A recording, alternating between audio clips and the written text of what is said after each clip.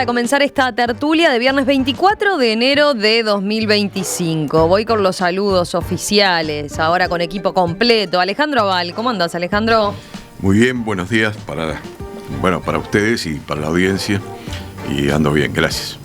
Marcia Collazo, ¿todo bien, Marcia? ¿Qué tal? ¿Cómo están todos? Juan Grompone acá en el estudio. Juan, ¿todo bien? Buen día para todos. Y Gonzalo Pérez del Castillo. ¿Todo bien, Gonzalo? Todo bien, me da mucho gusto volver a encontrarme con este equipo. Saludo especial a Alejandro, que no lo había saludado especialmente. Es día de reencuentros hoy, ¿no? Se habían tomado algunas día de reencuentros, es así que bueno, acá, volviendo a las canchas. Bueno, ¿qué puede hacer Uruguay para jugar un rol relevante en un mundo como el de hoy, convulsionado y dividido? Gonzalo Pérez del Castillo justamente escribió sobre este tema en una carta que hizo circular en el CURI, el Consejo Uruguayo de Relaciones Internacionales, que él preside y donde participan otros diplomáticos y académicos. En el texto, Gonzalo afirma que el gobierno de Yamandu Orsi, que asumirá el 1 de marzo, enfrentará un mundo convulsionado y dividido. La pugna por el poder en curso ha implicado un alejamiento de la institucionalidad vigente, de la solución de controversias por medios pacíficos y de los valores y méritos del multilateralismo. Algunas conquistas de la humanidad entera que se han logrado desde fines de la Segunda Guerra Mundial se ven amenazadas, escribió. Todo ello no constituye una situación favorable para el Uruguay, afirma. En este contexto, dice Gonzalo, corresponde tener bien presente que la mejor o tal vez única posibilidad que tiene Uruguay de jugar un rol en el concierto internacional es proyectar una imagen positiva de los aspectos cualitativos de nuestro país. Por ejemplo, el alto PBI per cápita, el grado inversor, la estabilidad democrática y jurídica y la transparencia. Para proyectar esa imagen, Uruguay debe elaborar una política exterior sólida y previsible y definir temas prioritarios de interés nacional que constituyan la espina dorsal de esa política, dice la carta. Para eso, agrega, Uruguay no parte de cero. La imagen del Uruguay y sus mejores tradiciones en materia de política exterior, sus más destacados diplomáticos y un valioso número de profesionales y académicos compatriotas actuando en organismos internacionales representan un capital importante como punto de partida, dice. Hemos sabido jugar en múltiples ocasiones un rol de mediador confiable, de facilitador e incluso de liderazgo, recuerda Gonzalo. Y termina señalando, es altamente deseable que las autoridades del próximo gobierno y las fuerzas de la oposición reflexionen en conjunto sobre este tema.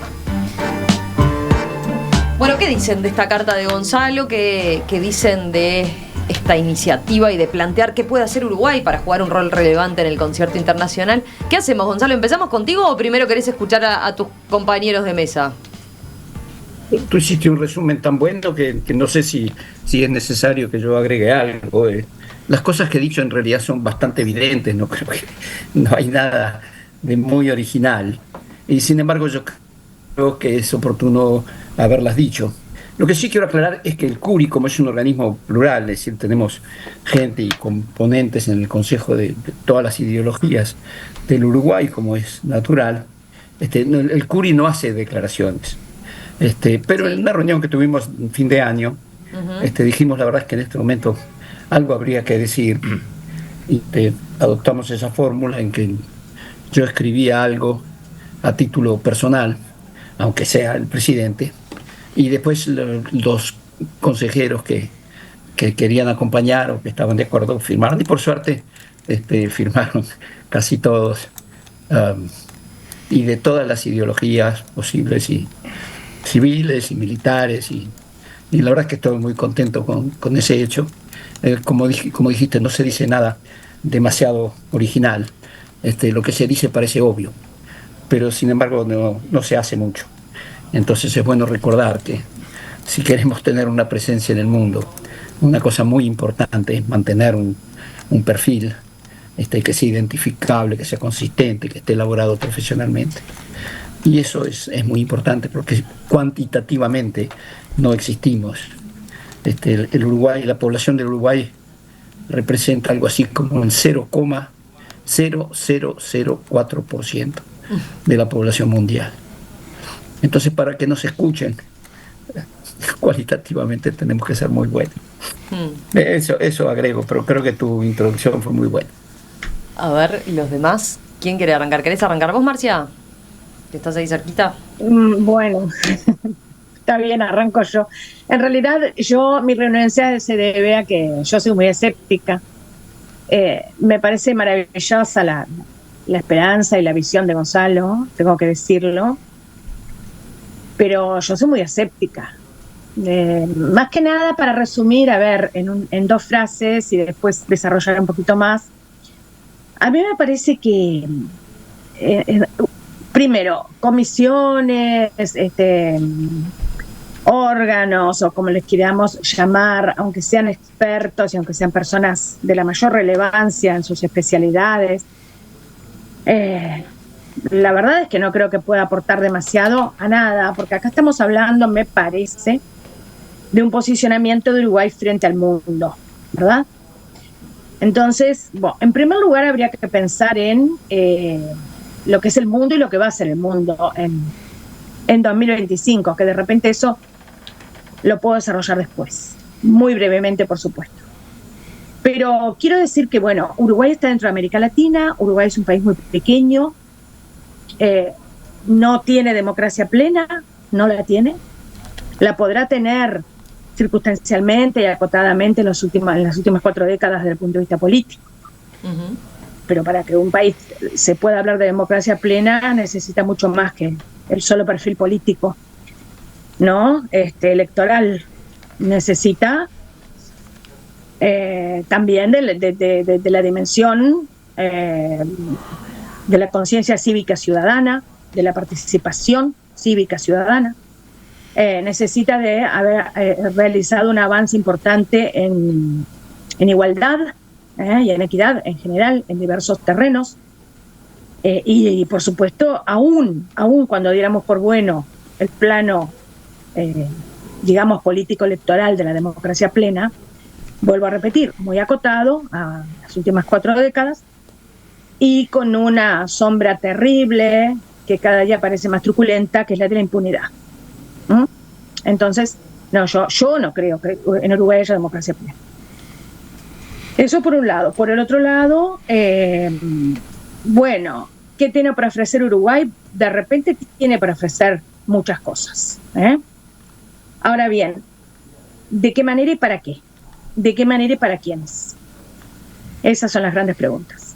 Entonces, yo creo que en el juego de poderes que está dado en el mundo, uh-huh, y que se va a empezar a configurar más claramente ahora, en pocos días, y bueno, por supuesto, se va a reconfigurar durante este año, ni que hablar, porque bien dicen los analistas que Trump es una incógnita, ¿no? Trump es una incógnita para todo el mundo, pero Trump es una incógnita para Ucrania y Rusia, para Oriente Medio, sí, Oriente Próximo, para nosotros, porque acaba de decir que ellos no necesitan América Latina los necesita a ellos. Acaba de despacharse con esa perlita. Bueno, entonces, ¿para quiénes haríamos los eventuales cambios que está por verse que podíamos ofrecerle al concierto internacional, ¿no? Uh-huh. ¿Para quiénes? Te vuelvo a decir, para el exterior. ¿En detrimento de quiénes? En detrimento de el país mismo. El país mismo y su calidad de vida y su economía. O sea, le dejo por acá porque es infinito lo que podría decir. A ver si quieren retomar alguno de los puntos que decía Marcia. Bueno, podríamos retomar. ¿Para quiénes? A ver, primero, lo de la democracia plena es una expresión que se realiza o se emplea para distinguir de otras democracias que no son plenas. Es decir, todo es relativo. No es la perfección absoluta que uno podría imaginar, pero es el término que comparativamente solemos utilizar para referirnos a lo que es un régimen que, bueno, cubre todo el panorama de lo que uno puede entender que es democracia. Y sí, para mí Uruguay es una democracia plena, en el término comparativo en el cual utilizamos esa expresión. Y creo que es de los mejores regímenes que existen en todo sentido, no solo el electoral, por supuesto, sino también los planos de la igualdad y todo lo que decía de alguna manera la carta que bueno, formada por Gonzalo o iniciada por Gonzalo, empezó a circular entre los consejeros del CURI y que todos la firmaron, cuando es notorio que además entre los integrantes de ese consejo directivo hay quienes opinan muy distintos sobre varias cosas y todos reconocen que es prácticamente lo que podríamos llamar una democracia plena, porque es un término comparativo, una expresión que se utiliza en sentido comparativo. Para mí sí, Uruguay en ese sentido es una democracia plena. En segundo lugar, y ya con respecto a la carta en sí mismo o al contenido de la carta, es cierto, yo creo que no es mucho lo que pueda hacer Uruguay, pero porque si uno tiene presente algo que también dijo, bueno, ya se decía en la carta, pero sobre todo lo dijo Gonzalo ahora, Uruguay significativamente en cuanto al número de población no tiene peso en el planeta Tierra. Fíjense que no se trata de que cada 20 seres humanos uno sea uruguayo, ni que cada 200 seres humanos uno sea uruguayo, sino que prácticamente es cada 2000 seres humanos que pueblan el planeta Tierra, solo hay un uruguayo. Es decir, que en esos términos somos poquísimos, pero pesamos más por la tradición justamente democrática que ha tenido el Uruguay siempre, y por la prudencia con que se ha manejado en el plano internacional, ha tenido mucho más peso del que podría entenderse que tiene el Uruguay si tomamos en cuenta el número de su población, es decir, los integrantes de su población. Ha sido un peso mucho más importante, pero no de ahora, sino de todo, prácticamente todo el siglo XX. Y sin entrar en detalles ahora, creo que realmente Uruguay va a tener la posibilidad de seguir pesando de la misma manera. Es decir, no mucho, pero sí mucho más de lo que comparativamente con el número de habitantes que tiene podría pensarse que debería pesar. ¿Por qué? Porque tiene todos esos índices que se mencionan en la carta del CURI y que pesan. Porque indudablemente pesan, no es lo mismo alguien que tiene esos índices que menciona la carta que alguien que no los tiene en un nivel más bajo. Así que realmente, bueno, uno cree que... y algo más. Ciertamente creo que en Uruguay ha habido mucha continuidad en la política exterior, en los distintos gobiernos, la verdad. Ha habido, sin importar mucho el partido que esté al frente del Poder Ejecutivo, ha habido una continuidad en la política exterior bastante firme, bastante permanente, y que esperamos todos que siga, que continúe siendo así. Tengo un mensaje de la audiencia. Fernando dice, por ejemplo, ¿qué puede mostrar Uruguay al mundo como distintivo a la vez que se dan pasos firmes de mejora de nuestra organización social? Mostrar que funciona en múltiples ámbitos, político, empresarial, gremial, etcétera, aplicando los viejos valores: prudencia, honestidad, humildad, gratitud. Bueno, bien por el oyente. Juan. Bueno, yo lo primero me pregunto si Uruguay puede jugar un rol en el concierto internacional. Y lo dudo. En todo caso, puede jugar un rol como bicho raro, ¿no? Tiene una población muy pequeña y, para peor, disminuyendo. Está lleno de uruguayos cada vez más incultos y mal preparados. Los partidos políticos son agencias de colocación de militantes. Alternan en paz, pero no apostaría demasiado por el futuro. Es posible que cambie tanta dulzura. No quiero ser malagorero, pero temo muchísimo que eso nos dure. De modo que más que preocuparme por el concierto internacional, creo que hay que preocuparse por la educación, el estado de la educación en el Uruguay, el estado de la economía y en particular el problema de las materias primas en el Uruguay y por la reforma del Estado. Es decir, creo que eso es nuestra preocupación, no preocuparnos qué relevancia internacional vamos a tener. A ver, Gonzalo, ¿qué contestás a eso? ¿Por qué la importancia de marcar el aporte que podemos hacer en lo internacional? Digo, pensando también en lo que señalaba Marcia, ¿no? Bueno, primero, lo de democracia plena es un término que se usa por un estudio que hace anualmente el Economist Intelligence Unit, que clasifica según parámetros aceptables universalmente lo que es una democracia y cuáles son los países que son democracia plena y cuáles no, cuáles son imperfectos y cuáles directamente no son democracia. El Uruguay califica en eso, entre las democracias plenas del mundo, que son muy pocas. Estados Unidos no califica, tanto para decir algo, ¿no? Así que eso es una clasificación que no pretende ser así, esto es, y la democracia plena es perfecta. Yo simplemente quiero aclarar eso, que la democracia plena se toma del índice del Economist Intelligence Unit. Con respecto a lo que... No, de acuerdo con lo que generalmente contó Alejandro, y con respecto a lo de Juan, sí, por supuesto, nosotros nos tenemos que ocupar de la parte interna porque es la única que podemos arreglar. Y todos los problemas que señala Juan son absolutamente ciertos. Reforma del Estado, educación, por supuesto que nos tenemos que ocupar de eso. Pero, a ver si Juan está de acuerdo con esto, no hay ningún tema que le interese al Uruguay que no sea de carácter internacional.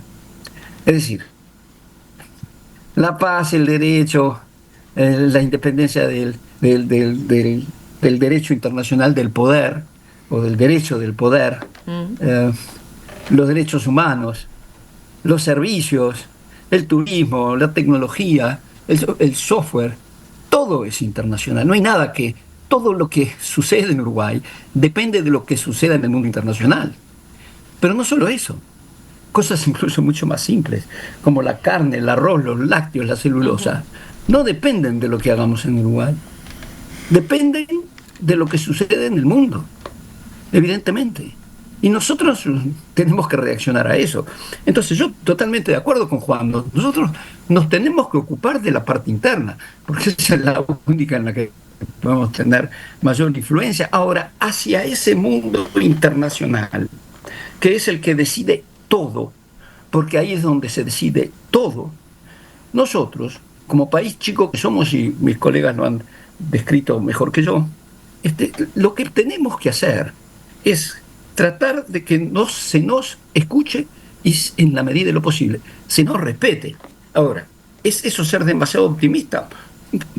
Sí y no. Lo que sí es que no tenemos otra oportunidad, no tenemos otra posibilidad.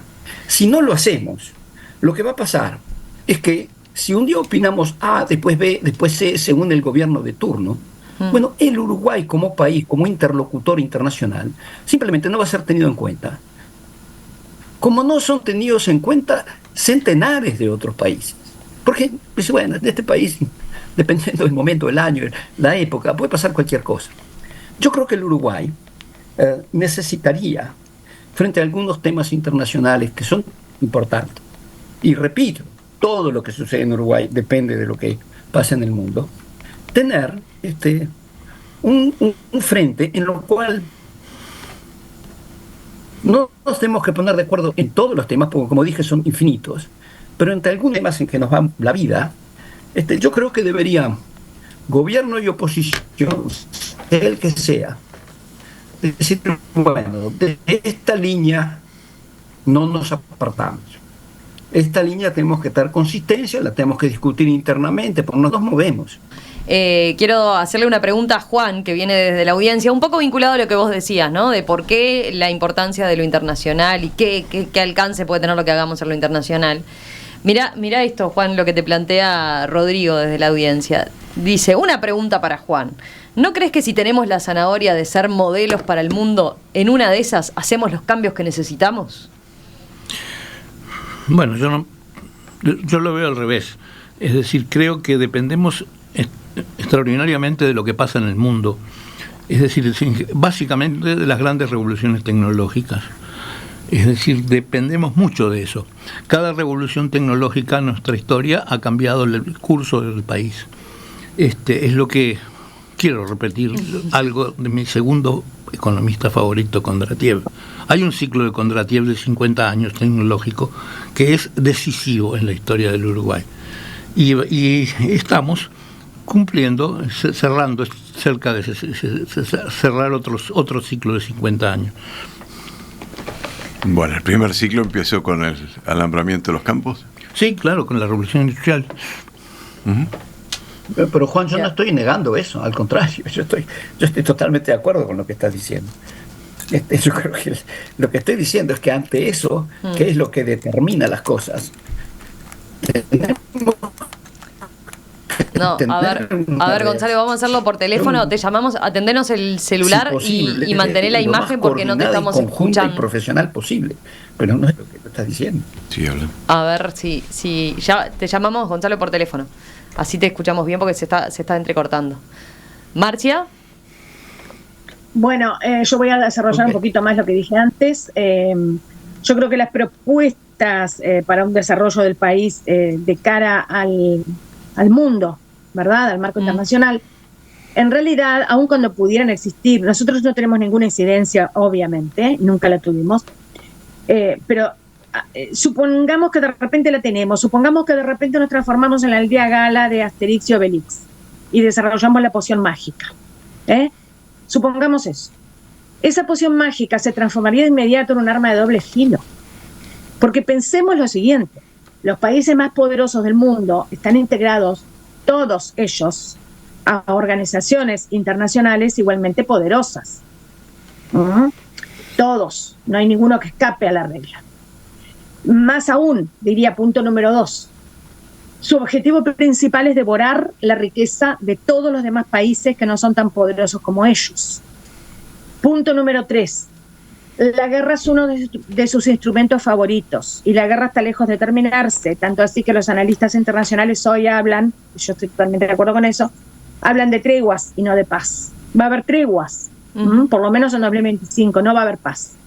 No va a haber paz porque el mundo no está preparado para la paz, no ha desarrollado dentro de las circunstancias del juego, no ha desarrollado las condiciones. Punto número 4 o 5, ya me perdí. Uruguay no recurre a alianzas poderosas. Y la pregunta es, ¿puede recurrir? ¿Puede darse el lujo de recurrir a alianzas poderosas? Yo creo que no, pero si pudiera hacerlo, bueno, todavía quedaría en pie el problema interno. Aun cuando pudiera, que no lo puede, recurrir a alianzas poderosas, quedaría de por medio el problema interno, por el cual yo decía que no es una democracia plena, esto no es una pulseada, si es sí o si no. Estos son datos de la realidad. La situación interna de Uruguay es que hay un muy inferior mecanismo de participación ciudadana en casi todas las decisiones que toma Uruguay a nivel internacional. Un solo ejemplo, sin entrar en el tema, es el del hidrógeno verde.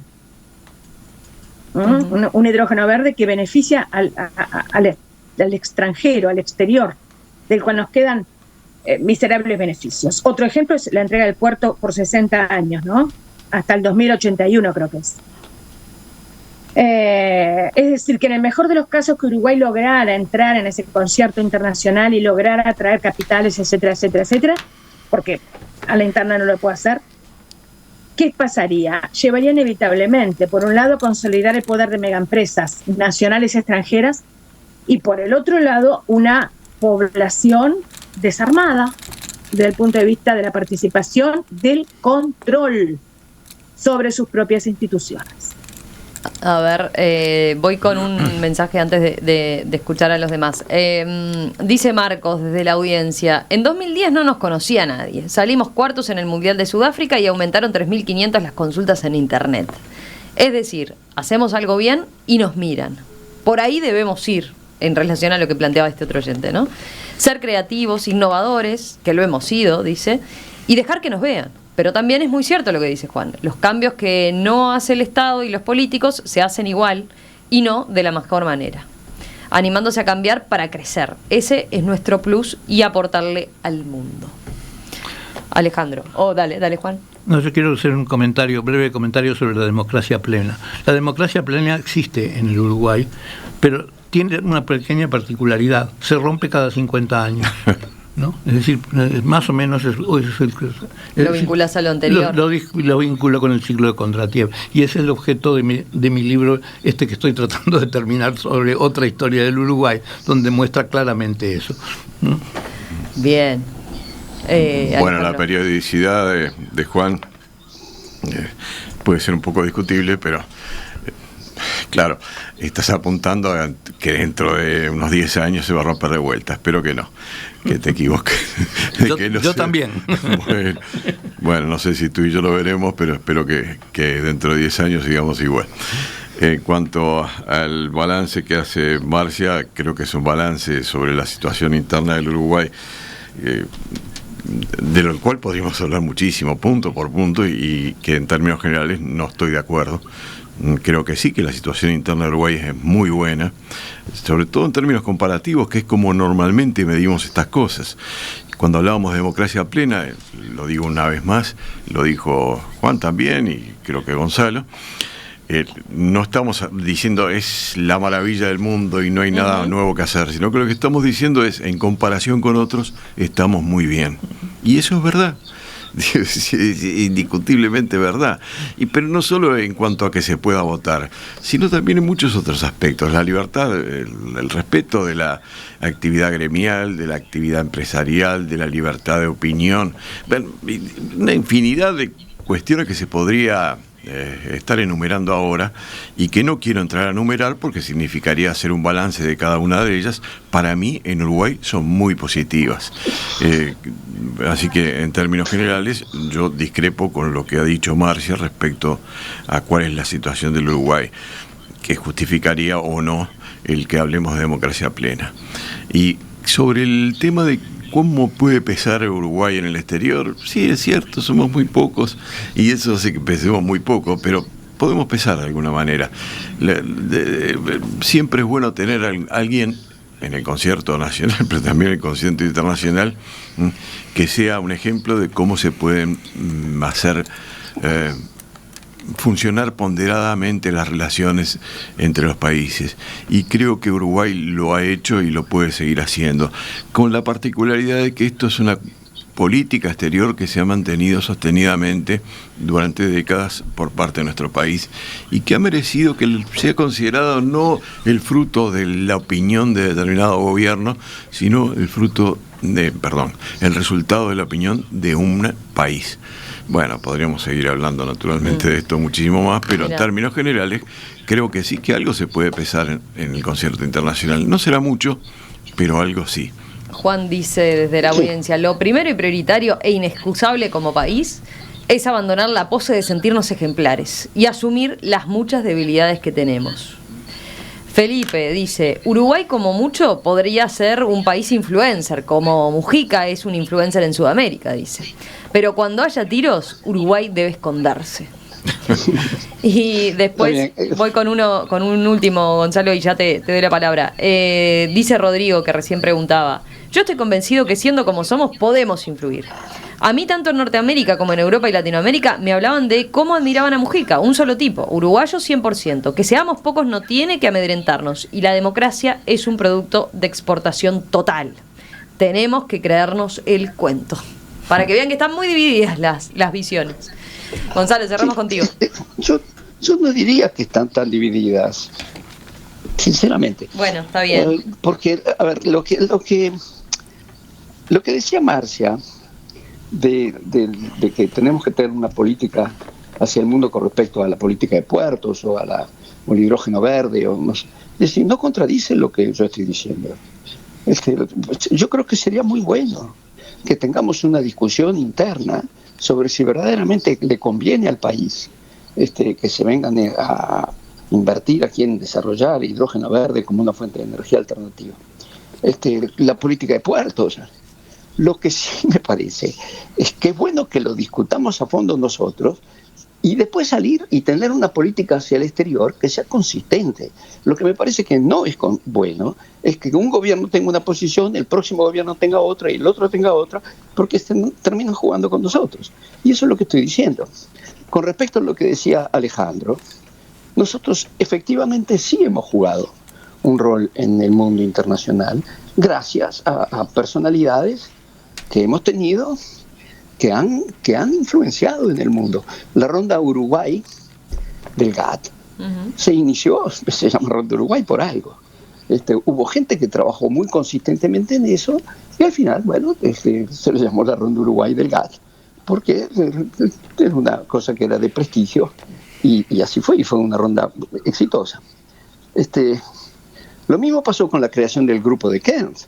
El grupo de Kent se inicia aquí en el Uruguay.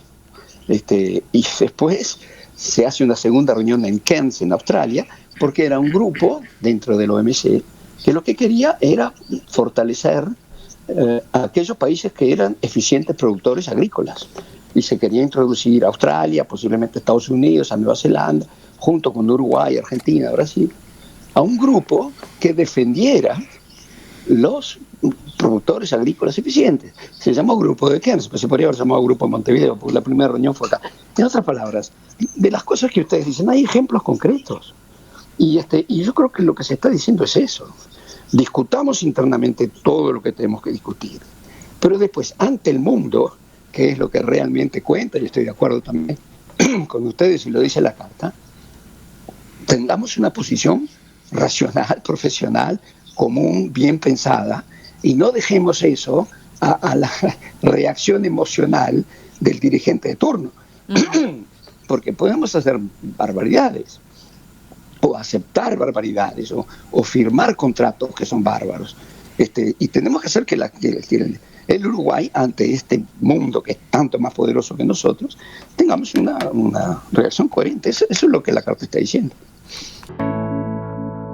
Obviamente, si ustedes quieren leer la carta completa, que yo hice un resumen bastante detallado, pero resumen al fin, la van a tener en nuestro sitio web y en la entrada de la tertulia, simplemente para que sepan. A ver, primero, Gonzalo, nos preguntan los oyentes brevemente, ¿qué es el CURI? ¿Cómo lo definirías? Es el Consejo Uruguayo de Relaciones Internacionales, que está compuesto por 50 consejeros. Básicamente son toda gente que ha tenido un desempeño en el mundo internacional, ya sea como ministro de Relaciones Exteriores del Uruguay o que ha participado en organismos internacionales. Hay académicos del derecho internacional público y privado, académicos destacados naturalmente, gente bastante veterana, la mayor parte. Estamos tratando de incluir a algunos consejeros jóvenes, pero evidentemente acá, mira, menciona algunos nombres porque que son bien notorios. Enrique Iglesias, Héctor Lescano, Javier Miranda, Luis Mosca, Rodolfo Ninoboa, Didier Operti, Ope Pasquet, Carlos Pérez del Castillo, Ramiro Podetti, José María Pupo, Andrés Rayo, Álvaro Ramos, no sé, por seguir, ¿no? Elvio Rosselli, y ahí podría seguir. Elvio Rosselli fue presidente del Consejo de Seguridad de Naciones Unidas. Didier Operti fue presidente de la Asamblea General de Naciones Unidas. Digo, y hay embajadores notorios que se han desempeñado muy bien en el exterior y tienen mucho prestigio.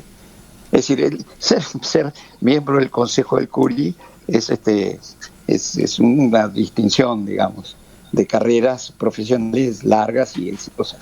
Pero mujeres también, por supuesto, ahí no nombras ninguna.